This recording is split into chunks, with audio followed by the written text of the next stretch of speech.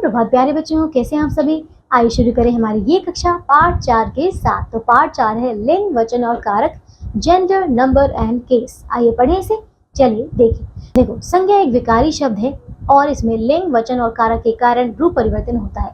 इन तत्वों को विकारत्व तत्व कहते हैं। ठीक है, ये निम्नलिखित 3 है बच्चों। कौन कौन से लिंग है, वचन है और कारक है। ठीक है, चलिए देखिए, सबसे पहले पढ़ते हैं लिंग के बारे में। ठीक है, तो लिंग का क्या अर्थ है बच्चों?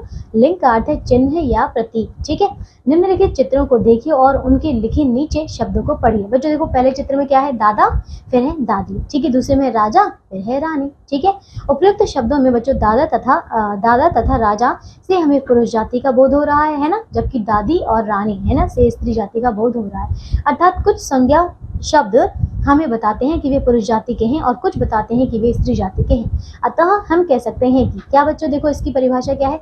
संज्ञा शब्द के जिस रूप से उसके पुरुष या स्त्री होने का बोध हो बच्चों, उसे लिंग कहते हैं। ठीक है, अब लिंग बदलने पर क्रिया का रूप भी बदल जाता है। जैसे कि बच्चों देखिए, यहाँ पे अध्यापक पढ़ा रहे हैं, है ना, अध्यापिका पढ़ा रही है, तो यहाँ पे पढ़ा रहे हैं और रही है।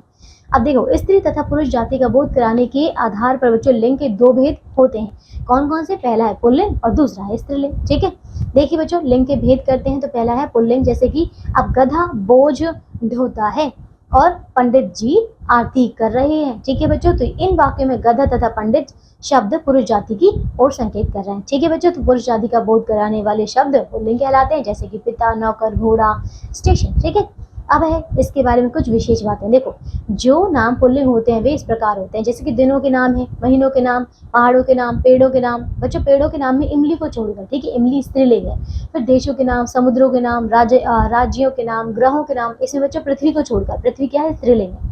कुछ शब्दों में नर तथा मादा लगाकर पुल्लिंग या स्त्रीलिंग शब्द बनाया जाता है, जैसे बच्चों नर खरगोश, मादा खरगोश, नर भालू, मादा भालू। ठीक है, नर कौआ, मादा कौआ, नर मच्छर, मादा मच्छर। ठीक है, अब पुल्लिंग की पहचान कैसे होगी?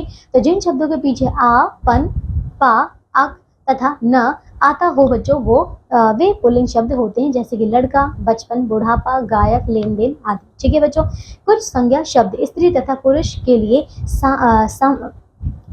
लिए बच्चों सामने रूप में प्रयोग किए जाते हैं, जैसे कि देखो बच्चों, सामने नहीं, यहाँ पे समान है। ठीक है, देखो यहाँ पे तो समान रूप से प्रयोग किए जाते हैं, जैसे कि प्रधानमंत्री, है ना, मंत्री, डॉक्टर, इंजीनियर, खिलाड़ी, राष्ट्रपति आदि। ठीक है, अब चाहे वो फीमेल, मतलब चाहे वो औरत हो या फिर आदमी हो बच्चों, मतलब कैसे भी, पुरुष हो स्त्री बच्चों, उन किसी में हम प्रधानमंत्री लगाते हैं, चाहे वो कोई भी हो। ठीक है, आप देखते हैं स्त्रीलिंग क्या होता है। देखो, नौकरानी कपड़े धो रही है, माँ सब्जी खरीद रही है। ठीक है, तो इन वाक्यों में नौकरानी तथा माँ शब्द स्त्री जाति की ओर संकेत कर रहे हैं। ठीक है बच्चों, देखिए यहाँ पे स्त्री जाति का बोध कराने वाले शब्द स्त्रीलिंग कहलाते हैं, जैसे कि दादी, सेठानी, लोमड़ी, घोड़ी। ठीक है, कुछ विशेष दिया है। जो नाम स्त्रीलिंग होते हैं बच्चों वे इस प्रकार हैं, जैसे कि भाषा के नाम, शक्ति सूचक नाम, जैसे कि पुलिस, सेना, समिति, है ना।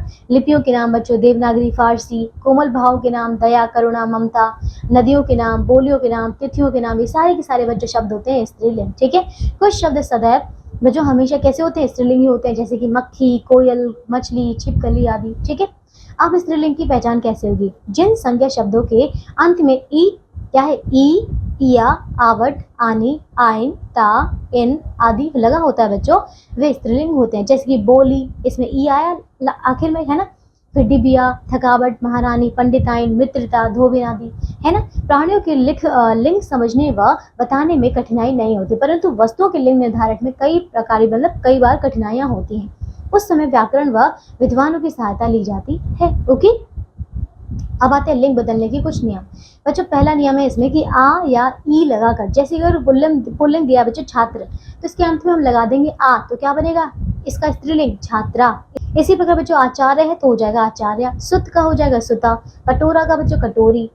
ठीक है, कटोरा का क्या? कटोरी। फिर पुत्र का हो जाएगा पुत्री, नर का नारी। ठीक है, फिर यह है एका तथा इन लगाकर, जैसे कि बच्चों पुल्लिंग है गायक तो हो जाएगा गायिका, लेखक लेखिका, सेवक सेविका, पाठक पाठिका, और फिर सुनार का सुनारिन, लुहार का लुहारिन, मालिक का मालकिन। ठीक है, फिर तीसरा है आइन या आने लगाकर, जैसे कि पुल्लिंग है बच्चों लाला, तो ये हो जाएगा स्त्रीलिंग ललाइन। ठीक है, पंडित का पंडिताइन, ठाकुर का ठकुराइन। ठीक है, सेठ का क्या है? सेठानी, देवर का देवरानी, जेठ का जेठानी। ठीक है, फिर चौथा बच्चों मान का मति तथा वान का वती करके, ठीक है। तो यहाँ पे पुल्लिंग है जैसे कि आयुष्मान, ठीक है।